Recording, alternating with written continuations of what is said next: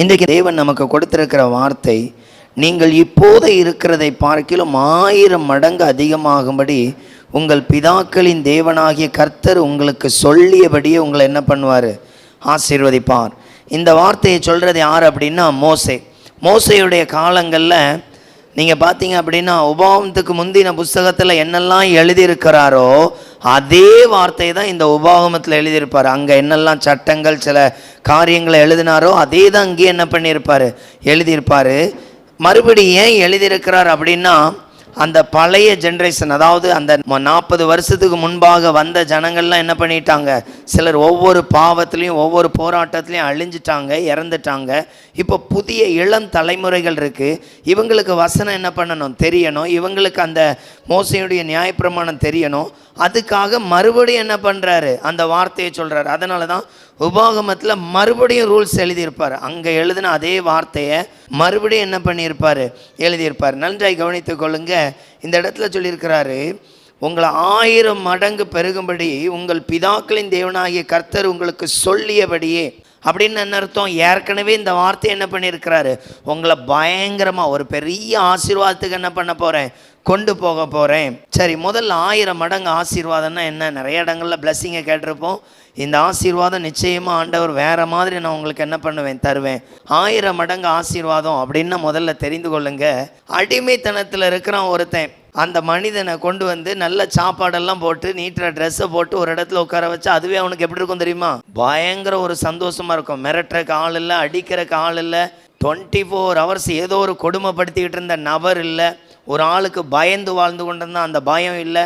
அப்போ புரிஞ்சிச்சா? 1000 மடங்கு ஆண்டவர் உங்களுக்கு சொல்லியபடியே உங்களை ஆசீர்வதிப்பாராக அப்படின்னா என்ன அர்த்தம்னா, ஒரு பெரிய அடிமைத்தனத்துக்குள்ளேருந்து வெளியே வந்திருக்கிறாங்க. புரிஞ்சிச்சா? 1000 மடங்கு. இப்போ நம்மள 1000 மடங்கு ஆசீர்வாதம்னு நினைப்போம், இந்த பிரச்சனையிலேருந்து மாற்றி என்ன பல மடங்காக என்ன பண்ண இல்லை. ஆல்ரெடி அவன் அட்டு தரித்திரத்தில் இருக்கிறான். அந்த இஸ்ரவேல் ஜனங்கள் 400 வருடத்திற்கு மேலாக அடிமைத்தனத்தில் இருக்கிறாங்க. இவங்களுக்கு 1000 மடங்கு ஆசீர்வாதம்னா என்ன? இந்த வீட்டை விட்டு இல்லை, இந்த அடிமைத்தனத்தின் எகிப்தின் வீடாகிய இந்த ஸ்தலத்தை விட்டு வெளியே வந்தாலே அவங்களுக்கு எப்படி தான் இருக்கும்? பயங்கர சந்தோஷமாக இருக்கும், பயங்கர சமாதானமாக இருக்கும். யாரும் அவங்கள மிரட்டுறக்கு இல்லை, யாரும் அவங்கள கண்டிஷன் போடுறக்கு ஆள் இல்லை. அப்போ 1000 மடங்கு ஆசீர்வாதம்னா முதல்ல என்ன நினைக்கணும்? ஒரு பெரிய வீடு, நம்ம கடன்லாம் மாறி பிஸ்னஸில் பல மடங்கு வளர்ச்சி. அடிமைத்தனம், அதாவது நம்மளை மேற்கொள்ளுகிற, நம்மளை பயமுறுத்துகிற எந்த பிரச்சனையும் இல்லாத ஒரு வாழ்க்கை இருக்கு இல்லையா? இதுதான் ஒரு மனிதனுடைய வாழ்க்கையில் ஒரு பெரிய ஆசீர்வாதமாக இருக்குது. சிலவங்களுக்கு நல்ல வசதி இருக்கும், வியாதி இருக்கும், சில உணவுகளை எடுக்கக்கூடாதுன்னு சொல்லியிருப்பாங்க, ரொம்ப நேரம் நிற்க முடியாது, உட்கார்ந்துருக்கணும், இப்படிப்பட்ட சில பலகீனங்கள்லாம் இருக்கும். அப்போ இது என்னவா இருக்குதுன்னா, ஒரு வியாதி ஒரு மனிதன் என்ன பண்ணியிருக்கு? அடிமைப்படுத்தி வைத்திருக்கு. அப்போ எகிப்தில் இருந்த ஜனங்கள் எப்படி இருந்தாங்க? அவன் சொல்கிறான், இன்னும் இவங்களை நெருக்குங்க. அப்போ எப்படி இருக்கும்? இப்போ நமக்கும் சில பிரச்சனை வரும்பொழுது என்ன இருக்கும்னா, இன்னும் அதிகமாக பிரச்சனை வரும்பொழுது எப்படி தான் இருக்கும்? அந்த பிரச்சனை மாறும் பொழுதே நமக்கு என்ன வந்துடும் தெரியுமா? ஒரு பெரிய சந்தோஷம் வந்துடும், ஒரு பெரிய உற்சாகம் வந்துடும். அப்போ 1000 மடங்கு கர்த்தர் உங்களுக்கு சொல்லியபடியே. முதல்ல அவங்கள அந்த மோசே சொல்லும் பொழுது சொன்ன காரியம் என்ன தெரியுமா? நாங்கள் எங்கள் தேவனை ஆராதிக்கும்படியா இந்த ஜனங்களை என்ன பண்ணோம்? அனுப்பிவிடும். அதனால தான் பைபிளில் சொல்லியிருக்கோம், இந்த ஜனங்களை எனக்கென்று தெரிந்து கொண்டேன், இவர்கள் என் துதியை சொல்லி வருவார்கள். ஒரு கிறிஸ்தவனுடைய வாழ்க்கையில் ஆசீர்வாதம் கர்த்தரை துதிப்பது. அப்போ நல்ல கவனிங்க, நம்மளுடைய வாழ்க்கையில் இது ஃபஸ்ட் இருக்குதா? கர்த்தரை துதிக்கிற ஆசீர்வாதம். இது இல்லைன்னாலே அடிமைத்தனத்துக்குள்ளே இருக்கிறோன்னு அர்த்தம். நமக்கு எல்லாம் செழிப்பாக இருந்தாலும் தேவனோடு இருக்கிற உறவு, ஐக்கியம், துதிக்கிறது, ஜெபிக்கிறது, இது அதிகமாக இருந்தாலே அடிமைத்தனத்துக்குள்ளே என்ன பண்ணலை? இல்லை. ஒருவேளை இது இல்லாமல் இருந்து நம்மக்கிட்ட மற்ற எல்லாமே அதிகமாக இருந்தாலும் நமக்கு அது நல்ல அடிமைத்தன வாழ்க்கை தான். சிலருடைய வாழ்க்கையில் பாருங்கள், அவர்களுடைய தொழிலே அவங்களுக்கு அடிமையாக இருக்கும், எங்கேயுமே போக முடியாது, எப்போதும் அந்த தொழில் என்ன பண்ணணும்? பிடிச்சிக்கிட்டே இருக்கணும். ஃப்ரீயாக ஒரு சர்ச்சுக்கோ. ஆனால் ஆண்டவர் எப்படி கொடுத்துருக்கிறாரு? அவங்கள அங்கேருந்து வெளியே கொண்டு வந்ததற்கு ஒரே ஒரு ரீசன், ஒரே ஒரு திட்டம், இந்த ஜனங்களை என்ன பண்ணுங்க? நாங்கள் தேவனை ஆராதிக்கணும், அதுக்கு என்ன பண்ணுங்க? அனுப்பிவிடுங்க. இதுதான் ரூல்ஸ். இப்போ இன்னைக்கு உங்களை அப்படியே கவனிச்சு பாருங்க. 1000 மடங்கு ஆசீர்வாதம் தேவன் எனக்கு தருவார். இந்த ஆசீர்வாதத்தின் தொடக்கம் கர்த்தரை ஆராதிப்பது. அப்போ உங்களை நல்லா கவனிச்சு பாருங்க. இதில் உங்கள் வாழ்க்கை சக்ஸஸாக இல்லை அப்படின்னா நீங்கள் உலகப்பிரமான ஆசீர்வாதத்தை, உலகத்தின் காரியங்களான ஆசீர்வாதத்தை கூட நீங்கள் என்ன பண்ண முடியாது, பெற்றுக்கொள்ள முடியாது. இந்த சூழ்நிலை இல்லாட்டா கூட ஒரு மனிதனை நசுக்கத்தக்கதான சூழ்நிலை இருக்கும். நல்லா கவனிச்சு பாருங்க. தேவனை ஆராதிக்க முடியல, இல்லை அந்த ஆராதிக்கிற டைமை நான் ஒதுக்கலை அப்படின்னா உங்களுக்கு வர்ற வேலை கஷ்டமாக இருக்கும். சுற்றி இருக்கிறவங்க உங்களை அன்பாக பார்த்தா கூட அது உங்களை நெருக்கிற மாதிரி இருக்கும். நீங்கள் சரியாக ஜெபம் பண்ணி தேவனுக்கு நேரம் கொடுக்கலன்னா உங்களுடைய தூக்கம் உங்களுக்கு பாடாக இருக்கும். உங்கள்கிட்ட இருக்கிற பணம் உங்களுக்கு பிரச்சனையாக இருக்கும். உங்கள்கிட்ட இருக்கிற பிஸ்னஸ் உங்களுக்கு ஒரு பெரிய தலைவலியாக இருக்கும். எப்போ ஒரு மனிதன் ஜெபம் பண்ணி கர்த்தரை தேடுறதுக்கு இடம் கொடுக்குறானோ அங்கே தான் அவனுடைய பிஸ்னஸ் அவனுக்கு கொஞ்சம் வருமானம் வந்தாலும் எப்படி இருக்கும், பெரிய சந்தோஷத்தை கொடுக்கும். அவன் வீட்டில் கொஞ்சம்தான் சாப்பாடு இருந்தாலும் அது அவனுக்கு மிகுந்த மகிழ்ச்சியாக இருக்கும். எப்போ வரும், அவன் தேவனை கனம் பண்ணும் பொழுது. அதனால தான் இந்த இடத்துல மறுபடியும் அந்த காரியத்தை சொல்லும் பொழுது இவங்க இன்னும் கானானுக்குள்ளே போகலை.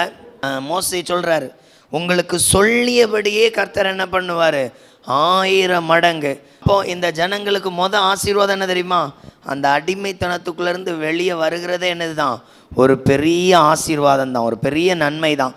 அப்போ அந்த அடிமைத்தனத்துக்குள்ளே வெளியே வரும் பொழுது மாற்றம் உண்டாயிரும், நன்மை உண்டாயிரும், அற்புதம் நடந்துடும். அப்போ கவனித்து பாருங்கள், இப்படிப்பட்ட ஒரு ஆசீர்வாதத்தை பெற்றுக்கொள்வதற்கு முதல்ல நான் எப்படி இருக்கணும், அந்த ஆசீர்வாதம் எப்படி இருக்கும், 1000 மடங்கு ஆசீர்வாதம் என் வாழ்க்கையில் இருக்கணும்னா எப்படி இருக்கணும். மீகா 7:15 படிங்க. நீ எகிப்து தேசத்திலிருந்து புறப்பட்ட நாளில் நடந்தது போலவே உன்னை அதிசயங்களை காண பண்ணுவேன். இந்த இடத்துல என்ன சொல்லப்பட்டிருக்கு அப்படின்னா, நீ எகிப்து தேசத்தில் புறப்பட்ட நாளில் நடந்தது போலவே நான் உனக்கு என்ன பண்ணுவேன், அதிசயங்களை காண பண்ணுவேன். சரி, இன்றைக்கி நம்ம அதிசயங்களை என்ன பண்ண போகிறோம், ஃபஸ்ட்டு பார்க்க போகிறோம். அதிசயங்கள் எப்படி இருக்க போகுது, அதிசயங்கள் எப்படி இருக்கும். சரி, அதிசயம், இந்த எகிப்திலிருந்து புறப்படக்கூடிய அதிசயம் எங்கே நடந்துச்சு அப்படின்னா மோசேயுடைய வாழ்க்கையில் தான் அதிசயமே ஆரம்பிக்குது. இங்கே திரளான லட்சக்கணக்கான ஜனங்கள் இருந்தாலும் அந்த இடத்துக்கு தலைவராய் ஒருவரை கர்த்தர் தெரிந்து கொள்கிறாரு. அங்கேருந்து தான் அந்த அதிசயத்தை தொடங்குறார். இன்றைக்கி நம்மளுடைய வாழ்க்கையில் கவனிக்கணும், ஒரு அதிசயம் நம்ம வீட்டில் நடக்கணும் அப்படின்னா முழங்கால் போடுறவங்கள்ட்ட இருந்தால் அந்த அதிசயம் கடந்து போகும். நம்ம சொல்லுவோம், எங்கள் வீட்டிலே இவர் தான் ரொம்ப படித்தவர். நோ, எந்த வீட்டில் ஒரு மனிதன் அதிகமாய் முழங்கால் படியிட்டு ஜெபிக்கவும் அவன் தேவனை துதிக்கவும் தேவனுக்குள்ளே பலப்படுகிறவனாய் காணப்படுகிறானோ அங்கேருந்து தான் அந்த ஆசீர்வாதமே கடந்து போகும். இங்கே இந்த எகிப்திலேருந்து அவங்க புறப்படலை, பட் ஆனால் சொல்லப்பட்டிருக்கு, எகிப்திலேருந்து நீங்கள் புறப்பட்ட நாட்களில் நடந்தது போல் என்ன பண்ணுவேன், நான் உங்கள் நடுவில் என்ன பண்ணுவேன், அதிசயங்களை காண பண்ணுவேன். ஃபர்ஸ்ட் அதிசயம் எப்படி இருக்கு பாருங்க, யாத்ராகமம் 3வது அதிகாரம் 3வது வசனம். அப்பொழுது மோசே, இந்த முட்செடி வெந்து போகாது இருக்கிறது என்ன, நான் கிட்ட போய் இந்த அற்புத காட்சியை பார்ப்பேன் என்றான். இங்க தான் தொடங்குது அற்புதம் செய்கிற காரியங்கள், அற்புத காட்சிகள். அப்போ இந்த அற்புத காட்சி இங்கிருந்து தான் என்ன பண்ணுது, ஆரம்பிக்குது. இப்போ நம்ம நல்லா கவனித்து பாருங்கள், இவரை தான் கர்த்தர் என்ன பண்ணியிருக்கிறாரு, தெரிந்து கொண்டிருக்கிறாரு. இவருக்கு தான் முதல்ல என்ன பண்ணுறாரு, அந்த அற்புத காட்சியை வழி நடத்துகிறார். இப்போ அப்படியே கவனித்து பாருங்கள், இவர் லீடர்ஷிப், இவர் ஜெபிக்கிற ஒரு ஆளாக தெரிந்து கொள்கிறாரு. இவரை தான் அந்த முழு ஜனங்களையும் வழிநடத்த தெரிந்து கொள்கிறாரு. அவரை பயன்படுத்த விரும்புறதுக்கு முதல்ல கர்த்தர் அற்புதத்தை வெளிப்படுத்துகிறார். அப்போ நல்ல கவனிங்க, யாருடைய சில வேளைகளில் நம்ம வீட்டில் ஒரு ஆள் ஜெபிக்கிறவங்களா காணப்படுவாங்க. அந்த நபரை அற்பமாக எண்ணாதீங்க. ஒருவேளை நீங்கள் பண்ணுற ஜபத்தில் அற்புதம் நடக்கலைன்னா அதை குறித்து கவலைப்படாதீங்க. எப்பொழுதுமே ஒரு முழங்காலின் ஜபத்திற்கு நிச்சயமாய் அற்புதம் நடக்கும். ஒருவேளை கொஞ்சம் நாள் தள்ளி போகலாம். சில வேளைகளில் அந்த விசுவாசத்தை பலப்படுத்தும்படியாய் சில வேளைகளில் அது தடைப்பட்டது போல காட்சி அளிக்கலாம். ஆனாலும் ஒரு காலம் என்ன இருக்காது, ஆண்டவர் தெரிந்து கொண்ட மனிதனை கொண்டு செய்கிறதை நேர்த்தியாக என்ன பண்ணுவார், செய்வார். அப்போ கவனிச்சு பாருங்க, முதல்ல இங்கே மோசைக்கிட்ட சொல்லப்பட்டிருக்கு, அவனை தெரிந்து கொண்டு அந்த அற்புத காட்சி எங்கே தான் ஆரம்பிக்கிறாரு, மோசைக்கு முன்னால் ஆரம்பிக்கிறாரு. அப்போ அவர் சொல்கிறார், இந்த அற்புத காட்சி என்ன பண்ணுவேன், பார்ப்பேன். அப்போ அதிசயம் ஒரு முச்செடியில் அவனை ஈர்க்கத்தக்கதான் இருக்கு, கர்த்தரண்டையில். 2வது அதிசயம், அதில் என்ன நடக்குது பாருங்க, அங்கே சொல்லப்பட்டிருக்கு 4வது வசனம். அவன் பார்க்கும்படி கிட்ட வருகிறதை கர்த்தர் கண்டார். முட்செடியின் நடுவிலிருந்து தேவன் அவனை நோக்கி, மோசே மோசே என்று கூப்பிட்டார். அவன், இதோ அடியேன் என்றான்.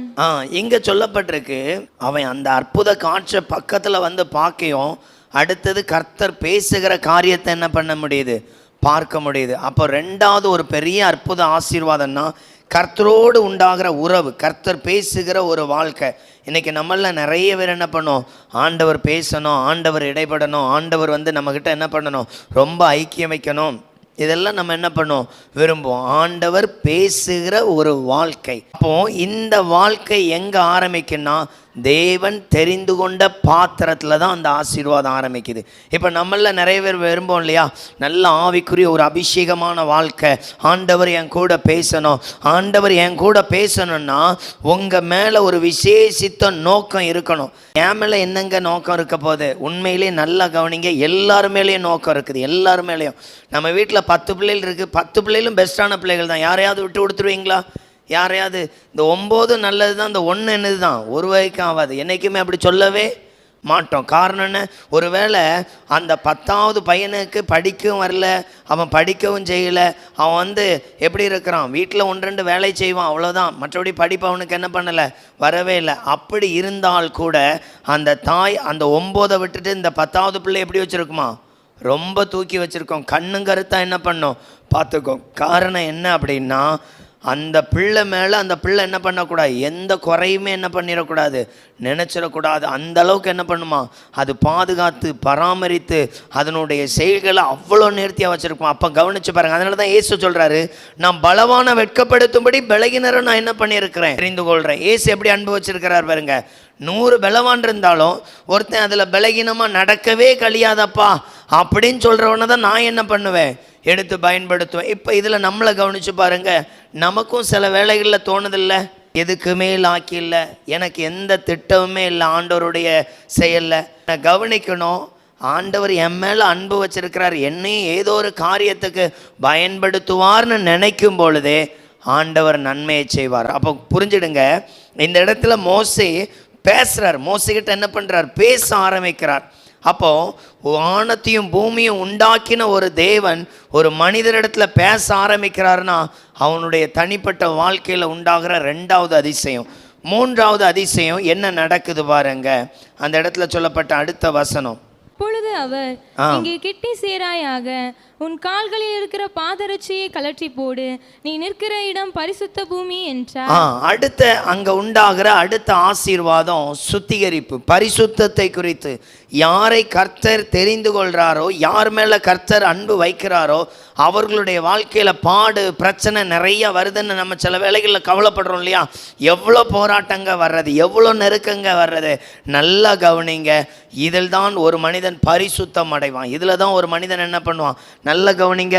ஒருத்தனுக்கு வருமானத்தில் நெருக்கம், சுற்றி இருக்கிற ஜனங்கள் மத்தியில் நெருக்கம், எல்லாரும் தன்னை வெறுத்து வெறுத்து ஒதுக்கும் பொழுது அங்கே என்ன உண்டாகும், அங்கே என்ன நடக்கும் அப்படின்னா, அவன் மாம்சம் எல்லா பலத்தையும் விட்டுட்டு ஆண்டவர் என்ன நடத்த விரும்புகிறாரோ அதை என்ன பண்ணட்டும், என் வாழ்க்கையில் நடக்கட்டும். ஏன் அப்படின்னா அதுக்கப்புறம் அவனுக்கு கோவப்படுறதுக்கு என்ன வராது, எண்ணமே வராது. ஏன்னா ஒரு பரிசுத்தம் என்பது அசுத்தத்தை மட்டும் மாற்றாது, மாம்சத்தில் இருக்கிற எல்லா கேரக்டரையும் என்ன பண்ணும், அது மாற்றும்.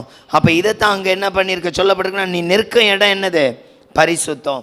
எப்போவுமே ஒரு காரியம் தப்பு நடந்தாலும் எல்லாமே தப்பாக போகும். அதான் பார்த்தீங்க அப்படின்னா நம்மளுடைய வாழ்க்கையில் சில மிஸ்டேக் போடும் பொழுது நம்மளால் சரி பண்ண முடியாது, ஆனால் ஆண்டவரால் எல்லாம் கூடும். ஏன் அப்படின்னா அவர் எங்கெங்கெல்லாம் நம்ம இடறோமோ அதை என்ன பண்ணுவார், சரி செய்வார். அதனால தான் இந்த இடத்துல சொல்லப்பட்டிருக்கு, நீ நிற்கும் பூமி என்னது, பரிசுத்தம். ஒரு மனிதனுடைய வாழ்க்கையில் ஆண்டவர் முதலாவது அவனை கொண்டு வந்து பார்க்கிற ஒரு காரியம் பரிசுத்தத்திற்கு என்ன பண்ணு, ஆயத்தப்படு.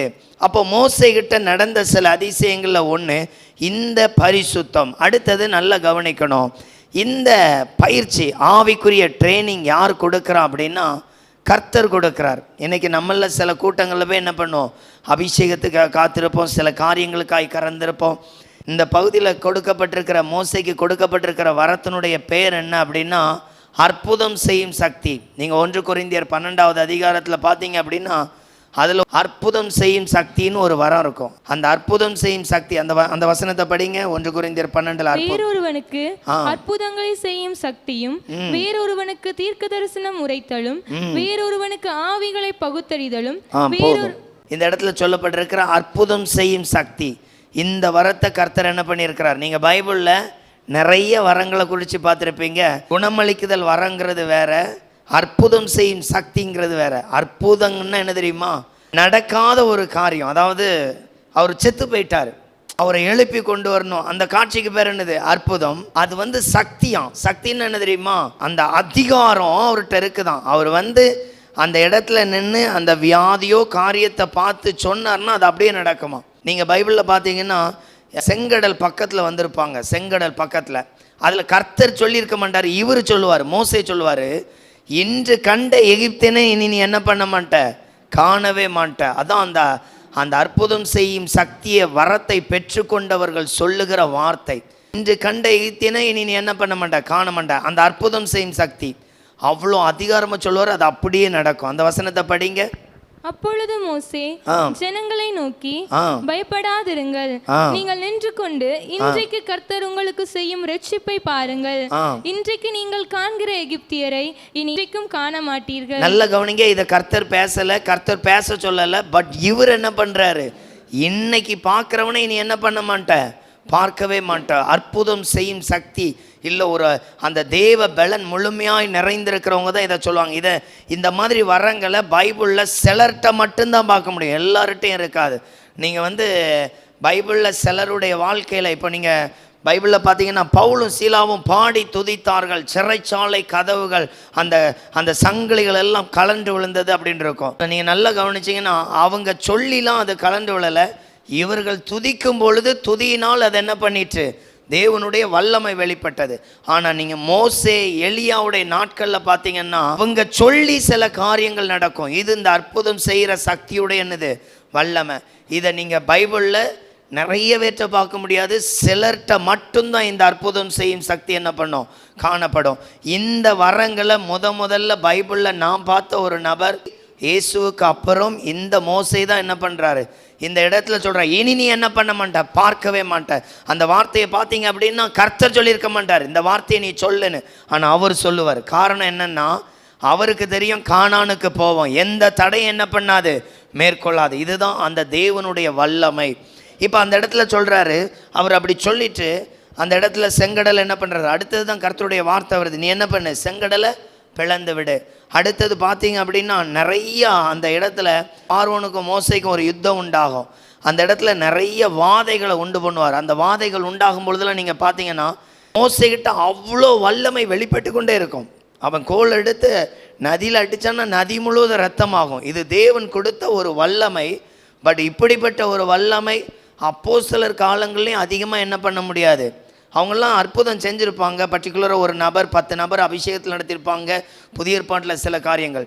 இந்த மோசே ஒரு பெரிய லீடர்ஷிப்பாக இருந்தார். அப்படின்னா சில லட்ச ஜனங்களுக்கு மத்தியில் அற்புதம் செய்கிறவராய் காணப்பட்டார். அந்த அளவுக்கு இருக்கும். அதனால தான் மோசையை முடிக்கிற அந்த பகுதியில் எழுதியிருக்கோம், இவருக்கு முந்தியும் உபாகம் கடைசியில் வரும், உனக்கு அப்புறமும் இப்படி ஒரு தீர்க்கதரிசி என்ன பண்ணுறதில்ல, எழும்புறதில்லை அப்படின்னு சொல்லி அந்த பகுதி என்ன பண்ணியிருப்பாங்க, முடிச்சிருப்பாங்க. அவருக்கு கொடுக்கப்பட்ட வல்லமை அதிகாரமும் அவ்வளோ பயங்கரமாக இருக்கும்.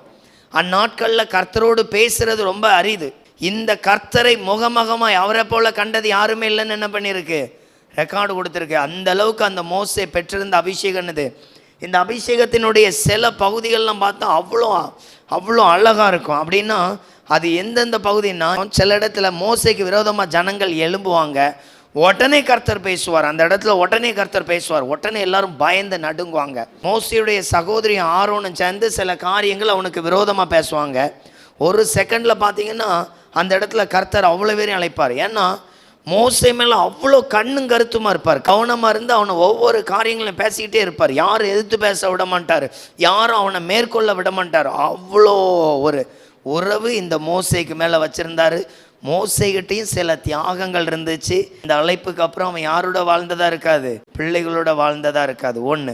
அடுத்தது, மோசே தன்னுடைய வாழ்க்கையில் எனக்கு அப்புறம் இந்த ஜனங்களை நடத்த போகிற யார் அப்படின்னு கேட்கும் பொழுது தான் பிள்ளைகளை என்ன பண்ண மாட்டார், என் பிள்ளையை இந்த பிள்ளையை நிறுத்துங்க ஆண்டவரே, இந்த பிள்ளையை இந்த கோத்திரத்துக்கு தலைவராக மாற்றுங்க அப்படியெல்லாம் கேட்க மாட்டார். தேவனுடைய சித்தத்தில் அவ்வளோ கரெக்டாக இருப்பார். இன்றைக்கி நம்மளாலலாம் அப்படி என்ன பண்ண முடியாது. அவருடைய வரம் அவ்வளோ அழகாக வேலை செஞ்சது காரணம் அவர் 100% கர்த்தருடைய விருப்பத்தை நிறைவேற்றவர். நல்லா கவனிக்கணும். நீங்கள் யோசுவை பார்த்தீங்கன்னா யோசுவாவை அவர் செலெக்ஷன் பண்ணுறதுக்கு அவர் சொல்லுவார், யார் அடுத்தது லீடர், நான் போக போகிறேன், ரைட், அடுத்த லீடர் யார் அப்படின்னு என்ன பண்ணுவார். நம்ம ஒருவேளை மோசைக்கு பக்கத்தில் இருந்திருந்தா, இல்லை மோசை கூட இருந்தால் என்ன சொல்லியிருப்போம், ஐயா உங்கள் மூத்த மகனை என்ன பண்ணுங்க கேட்டு பாருங்க. அந்த இடத்துல அவர் அப்படி என்ன பண்ணியிருக்க மாட்டார், கொடுத்திருக்கவே மாட்டார். அப்போ மோசைகிட்ட இருந்த இந்த காரியம் ஒரு பெரிய மாற்றம். அதனால தான் வரங்களில் நாம் பார்த்த ஒரு காரியத்தில் மோசையுடைய வரங்கள் நிறைய, அதுக்கப்புறம் அற்புதம்லாம் செய்கிற ஊழியர்கள் பார்த்துருப்போம். மோசையுடைய அற்புதமான செயல் அவ்வளோ வித்தியாசமாக இருக்கும், அவ்வளோ பயங்கரமாக இருக்கும். அடுத்து நம்ம ஒரு காரியத்தை பார்க்க போகிறோம். மோசையுடைய அதிசயமான செய்கைகளில் சில காரியங்களை பார்க்க போகிறோம்.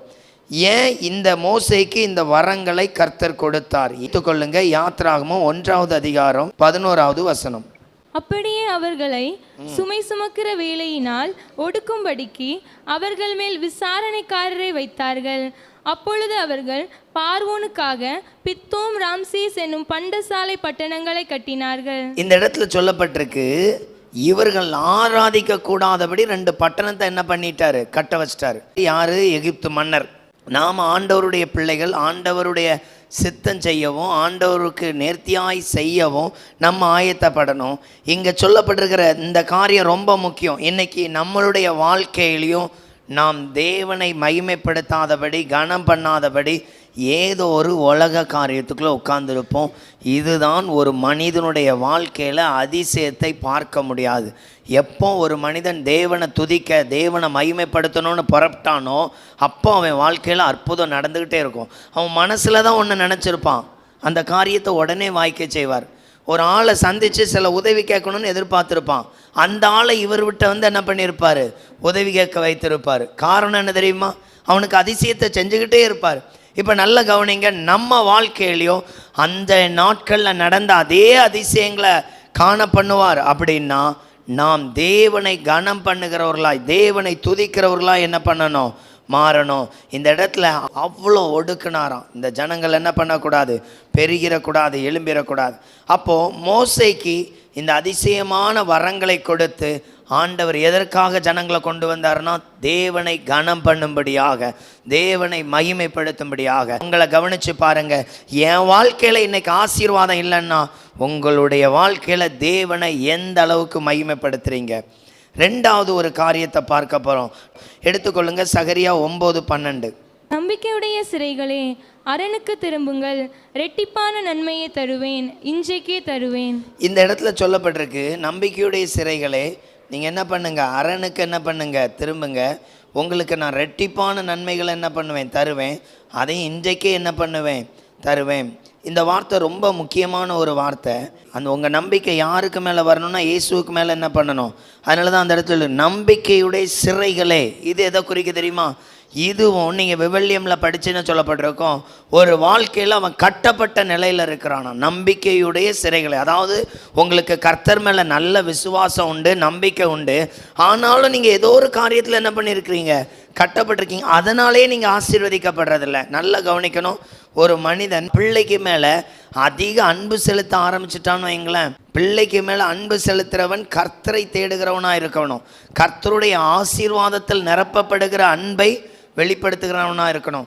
அல்லாமல் உலக காரியங்களை அவனுக்கு கொடுத்து கொண்டிருந்தால் அந்த பையன் அவன் என்ன பண்ணிடுவான், இழந்து போயிடுவான்.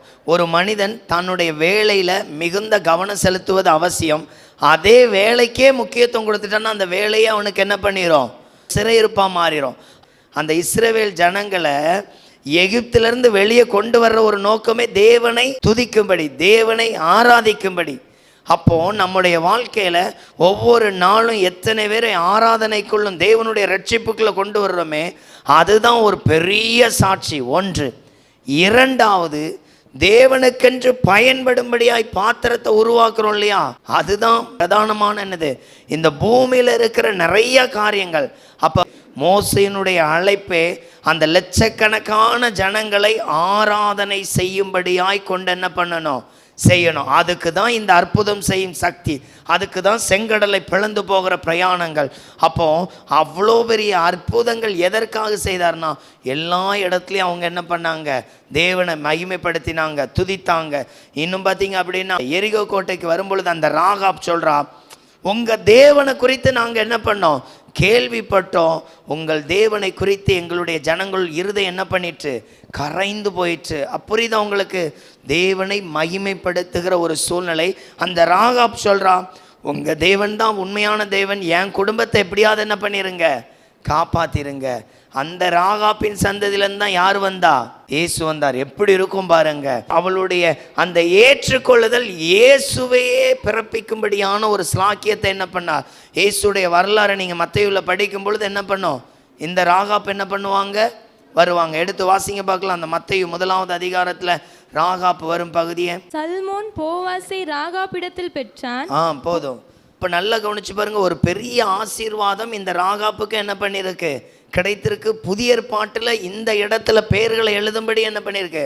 அப்போ நம்மளுடைய வாழ்க்கையிலையும் தேவனுடைய ஆசீர்வாதம் எதுன்னா, தேவனை கனம் பண்ணுவது, ஜெபம், ஆராதிக்கிறது, தேவனுடைய சித்தம் செய்கிறது. இதுதான் ஒரு மனிதனுக்கு என்னது. இன்னைக்கு நம்ம எவ்வளோ பைபிள் படித்தாலும் இன்னைக்கு நம்மளுடைய ஆசீர்வாதம் என்னங்கிறோன்னா, நம்முடைய வருமானம், நம்முடைய சூழ்நிலை இல்லைங்க. முதலாவது தேவனோடு இருக்கிறது தான் என்னது, முதலாவது ஆசீர்வாதம். அப்போ கவனித்து கொள்ளுங்க. இந்த ரெட்டிப்பான நன்மையை தருவேன், நம்பிக்கையுடைய சிறைகளை என்ன பண்ணுங்க, அரணுக்கு திரும்புங்க. இன்னும் நீங்கள் ஏதோ ஒரு காரியத்தில் என்ன பண்ணியிருக்கிறீங்க, சிக்குண்டவர்களாக இருக்கிறீங்க. அந்த காரியம் உங்களை அந்த ரெட்டிப்பான நன்மைக்கு என்ன பண்ணுறதில்ல, கொண்டு வர்றதில்ல. அப்போ ஒரு மனிதன்கிட்ட ரெட்டிப்பான நன்மை அப்படின்னா அது எப்படி இருக்கும், எடுத்துக்கொள்ளுங்க. எபேசியர் 2வது அதிகாரம் 5வது வசனம். இந்த இடத்துல சொல்லப்பட்டிருக்கு. இந்த வார்த்தை ரொம்ப ரொம்ப முக்கியமான வார்த்தை.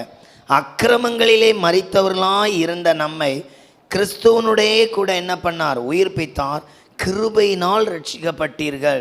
நம்மளுடைய அக்கிரமம் அப்படின்னு என்ன அர்த்தம், வசனத்துக்கு நான் சர்ச்சுக்குள்ளே வந்துட்டேன், இயேசுவை ஏற்றுக்கொண்டுட்டேன், என்கிட்ட என்ன இருக்குது, வேத வசனத்துக்கு கீழ்ப்படியாத ஒரு வாழ்க்கை அக்கிரமம். கிரமம் என்றால் ஒழுங்கு, அக்கிரமம் என்றால் ஒழுங்கற்ற செயல்.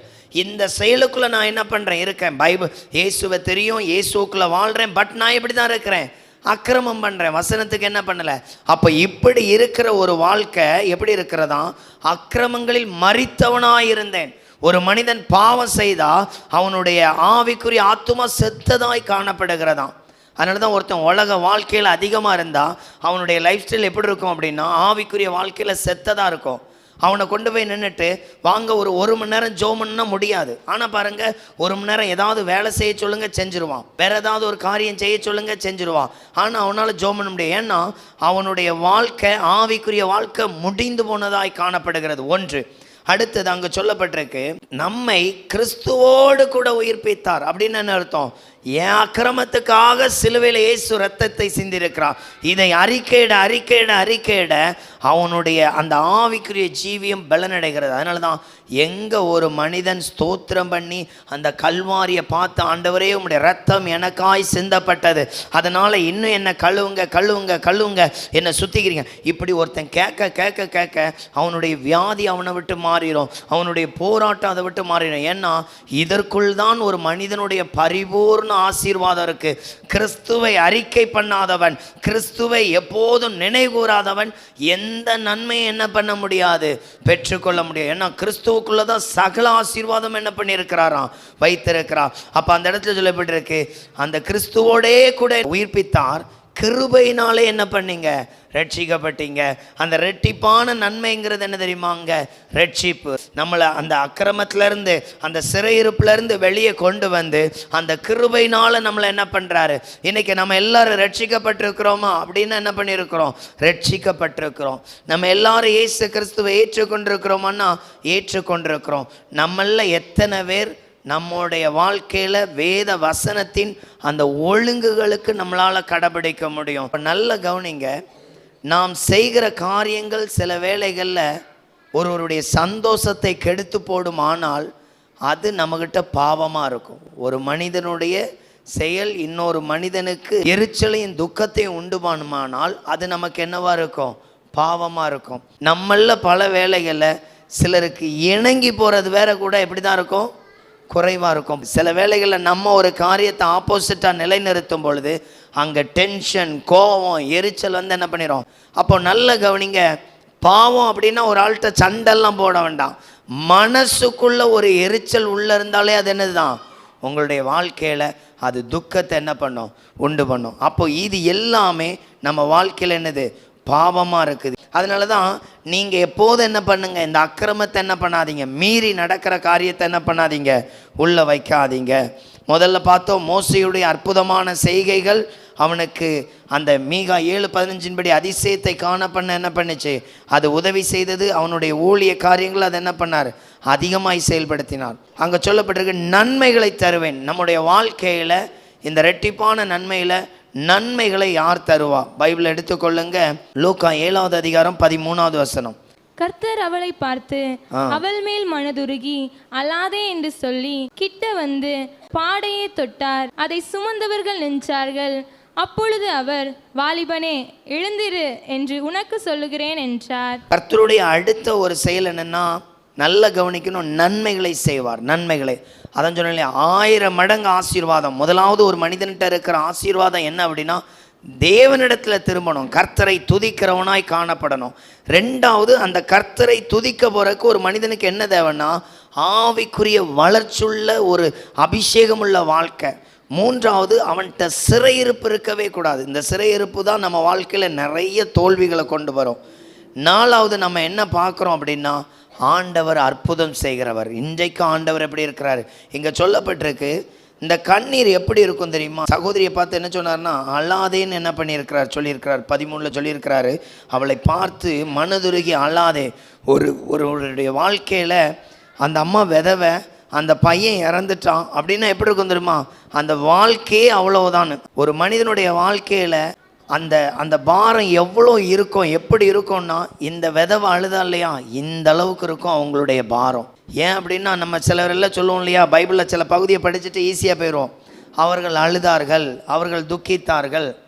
ஒரு வாழ்க்கையில் இப்படி ஒரு சம்பவம் நடந்துச்சுன்னா அந்த வாழ்க்கையே முடிஞ்சிட்டுன்னு அர்த்தம். அதாவது சில பிரயாணம் போகும் பொழுது அந்த பிரயாணம் கடைசியாக என்ன பண்ணிடும், முடிஞ்சிடும். அதுக்கப்புறம் அங்கே என்ன கிடையாது, ஒன்றுமே கிடையாது. இதே போல தான் இந்த விதையுடைய வாழ்க்கையில் அதுக்கப்புறம் என்ன கிடையாது, வாழ்க்கையே கிடையாது, அதோட முடிஞ்சிட்டுன்னு அர்த்தம். அப்போ அந்த முடிஞ்ச ஒரு வாழ்க்கையை தான் மீண்டும் என்ன பண்ணுறாரு, கர்த்தர் இங்கே தொடங்கி வைக்கிறாரு. கணவன் கிடையாது, இப்போ ஒரே ஆசீர்வாதம், பிள்ளை வாலிபனாக இருக்கும் பொழுது என்ன பண்ணிட்டான், இறந்துட்டான். இனி இந்த விதவைக்கு என்ன கிடையாது, வாழ்க்கையே கிடையாது, மொத்தமாக என்ன பண்ணிருச்சு. இனி அந்த அம்மா வாழ்ந்தாலும் ஒன்றும் இல்லை, வாழாட்டாலும் ஒன்றும் இல்லை, அவ்வளோதான். அப்போ அந்த இடத்துல தேவன் செய்கிற அற்புதம் என்னன்னா, இதுதான் ஒரு மனிதனுடைய வாழ்க்கையில் நன்மைகள். இயேசு நன்மை செய்கிறவராய் சுற்றி தெரிந்தார்னா, ஏதோ ஒரு வியாதியை மாற்றுறதல்ல, ஒருவனுடைய வாழ்க்கை முடிஞ்ச பிறகு மீண்டும் அந்த வாழ்க்கையை என்ன பண்ணுறாரு, புதுப்பித்து கொடுக்கிறார். இதைத்தான் அங்கே என்ன பண்ணுறாரு. அப்போ அந்த விதவையோட அழுகை எப்படி இருக்கும் தெரியுமா? இதை நான் சிந்திச்சு பார்க்கும் பொழுது அப்படியே ஆதியாகமத்தில் இருக்கிற ஆகாருடைய வாழ்க்கையை பார்த்தேன். ஆகார் அந்த பிள்ளையை போட்டுட்டு அவள் ஒரு குறிப்பிட்ட தூரத்தில் போய் அழுவா, பிள்ளை செத்து போக போகுதுன்னு அழுவா. இந்த கண்ணீரையோ இந்த பாரத்தையோ எல்லாராலையும் புரிந்து கொள்ளவே முடியாது. இந்த அளவுக்கு ஒருவன் பாடுபட்டால் மட்டும்தான் அதனுடைய கஷ்டம் எவ்வளோ கொடியதுன்னு என்ன பண்ணோம். இன்னைக்கு இதில் இருக்கிற சிலர் மட்டும்தான் இந்த பாடுகளை அறிந்தவங்களாக இருந்திருப்பீங்க. ஆகார் அந்த பிள்ளையை போட்டுட்டு ஒரு 100 அடி தூரத்துலேருந்து ஓன்னு அழுதுருப்பா, பிள்ளை சாக போது, கத்திட்டு கிடக்கு. என்னால் அந்த அந்த அந்த சூழ்நிலை என்ன பண்ண முடியல. இந்த சூழ்நிலையோ இந்த கஷ்டத்தையோ யாராலையும் என்ன பண்ண முடியாது, ஈடுகட்டவும் முடியாது. அது இவ்வளவுதான் வழி. அவங்களுக்கு ஆறுதல் கூட என்ன பண்ண முடியாது, கொடுக்கவே முடியாது. அப்போ கவனிச்சு பாருங்க, இதுதான் அந்த ஒரு பெரிய சூழ்நிலை. அங்கே சொல்லப்பட்டிருக்கு, அந்த தாயார் என்ன பண்ணாராம், மனதுருகிட்டாராம். அப்படின்னா அந்த அம்மா எவ்வளோ உருண்டு பிறண்டு அழுதுருக்கும் யோசித்து பாருங்க. ஒரு பிள்ளை அடி அப்படிங்கிறது அவங்களுடைய எதிர்கால தூண். எல்லாருக்கும் அது புரியவே செய்யாது. பிள்ளைகள் இருக்கிறதுனால அது புரியாது. அது பிள்ளைகளுடைய வாழ்க்கையை குறித்து ஒரு மனிதன் ஆராயும் பொழுது தான் அது புரியும். அப்போ இந்த லைஃப்பை யாருக்கு மட்டும்தான் புரியும்னா, இயேசுவுக்கு மட்டும்தான். அதனால தான் சில வாழ்க்கையில் சிலதை இறக்கும் பொழுது ஆறுதல் சொல்லிடலாம், சிலதை இறக்கும் பொழுது என்ன பண்ண முடியாது, அவங்கள இயேசுவை தவிர ஆறுதல் படுத்தவே முடியாது. அப்போ இந்த இடத்துல சொல்லப்பட்டிருக்கு, ஆண்டவர் சொல்கிறார் அல்லாதேன்னு சொல்லிட்டு என்ன பண்ணாராம். அதனால தான் வாழ்க்கையில் எதை வேணாலும் இழக்கலாம், பிள்ளைகளை என்ன பண்ண முடியாது, இழக்கவே முடியாது. அந்த பிள்ளை அந்த அம்மா அப்பாவுக்கு நல்லதே செய்யாட்டா கூட பெற்றோரால் பிள்ளைகளை என்ன பண்ண முடியாது, இழக்கவே முடியாது. அப்போது இந்த பெற்றோருடைய அன்பு அவ்வளோ கனமானது. அப்போ அவ்வளோ ஒரு பெரிய சந்தோஷங்கிறது ஒரு குடும்ப வாழ்க்கையில் பிள்ளைகள் என்கிறது.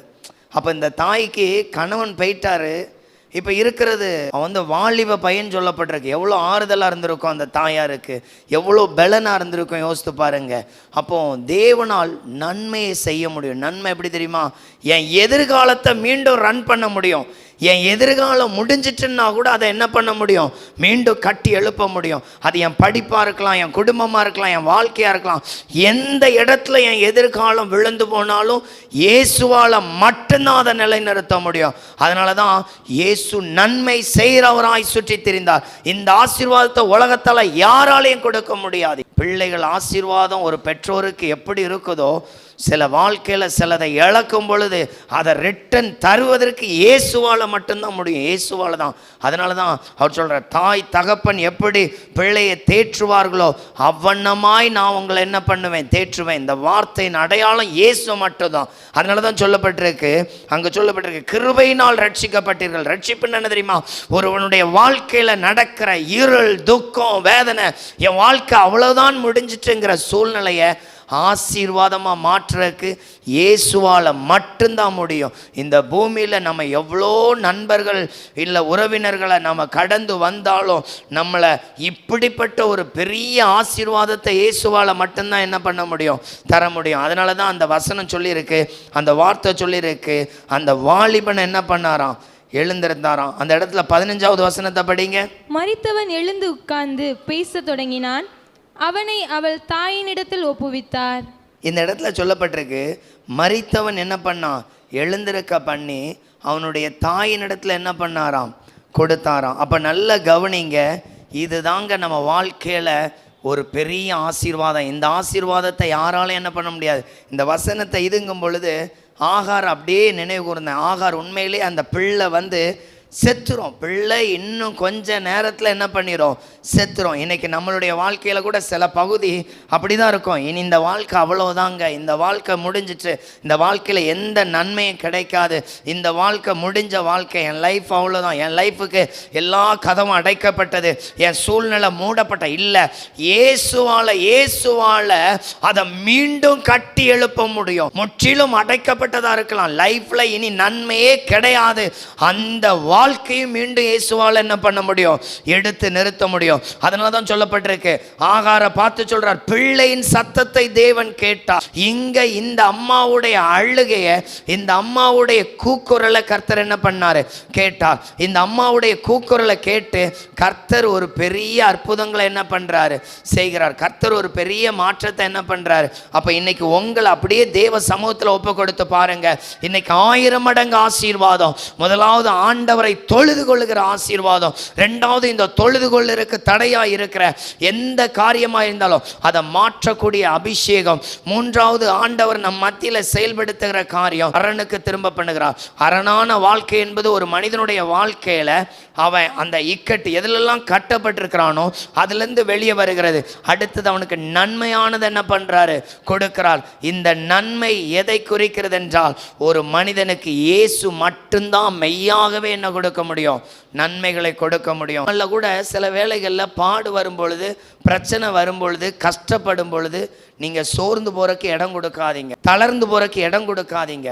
இது ஒரு மனிதனை முற்றிலுமாய் அழித்து விடும். அது மாத்திரம் இல்லை, ஒரு மனிதன் கவலை கொள்ளும் பொழுது அவன் வாழ்க்கையில் இன்னும் பலகீனங்கள் அதிகரிக்குது. உங்களில் ஒருவேளை கவலை கொண்டு இந்த சூழ்நிலை அப்படி தான் இருக்குமானால் கர்த்தர் இதில் ஒரு பெரிய மாற்றத்தை என்ன பண்ணுவார்? அப்போ இயேசு நன்மையானதை செய்வார். இயேசு எப்படி செய்வார்? நன்மையானதை செய்வார். இயேசு நன்மை எப்படி இருக்கும் அப்படின்னா, யாருமே கொடுக்க முடியாத ஆசீர்வாதம். உண்மையிலே இந்த 2 பகுதியை இந்த தினத்தில் அந்த இதை கவனித்து பார்க்கும் பொழுது ஆகார் எப்படி அழுதுருப்பான்னா, எப்படி அழுதுருப்பா தெரியுமா? என் வாழ்க்கை முடிஞ்சிட்டுன்னு சொல்லி அழுதுருப்பா. ஒரு பக்கம் நமக்கு ஆகாருடைய பையன்னு காணப்படும், உண்மையிலே பையன்ல, அந்த பையன்தான் ஆகாருடைய வாழ்க்கையே. இந்த இடத்துல இந்த விதவைக்கு பையன் இறந்துட்டான் அழுகல்ல, என் வாழ்க்கை முடிஞ்சிட்டுங்கிறது தான் அழுகை. அப்போ நம்ம வாழ்க்கையில் சில நன்மைகள், சில ஆசீர்வாதங்கள், சில சூழ்நிலைகள் நம்மளை விட்டு போகிறது போல இல்லை, போயிட்டு அப்படி நினச்சா கூட அந்த வாழ்க்கையை பல மடங்கு நன்மையாய் திருப்பி தர யாரால முடியும்? இயேசுவால முடியும். அது எப்பேர் பெற்ற. அதனால தான் இயேசுவால் நம்ம பிரச்சனையை தீர்க்க முடியாத எந்த காரியமும் இல்லை. எல்லாத்துலேயும் அவர் என்ன பண்ணுவார்? அற்புதம் செய்வார். எல்லாத்துலேயும். ஒருவேளை அது நான் பாவியாக இருக்கலாம், ஒருவேளை அது நான் குருட்டாட்டமாக இருக்கலாம், ஒருவேளை அது என்னுடைய வாழ்க்கையில் நன்மை பார்க்கக்கூடாத சூழ்நிலையாக இருக்கலாம். எல்லாத்துலேயும் ஆண்டவரால் என்ன பண்ண முடியும்? அற்புதம் செய்ய முடியும். மறுபடியும் அந்த உபாகமம் 1:11 படிங்க. நீங்கள் இப்பொழுது இருக்கிறதை பார்க்கிலும் 1000 மடங்கு அதிகமாகும்படி உங்கள் பிதாக்களின் தேவனாகிய கர்த்தர் உங்களுக்கு சொல்லியபடியே உங்களை ஆசீர்வதிப்பாராக.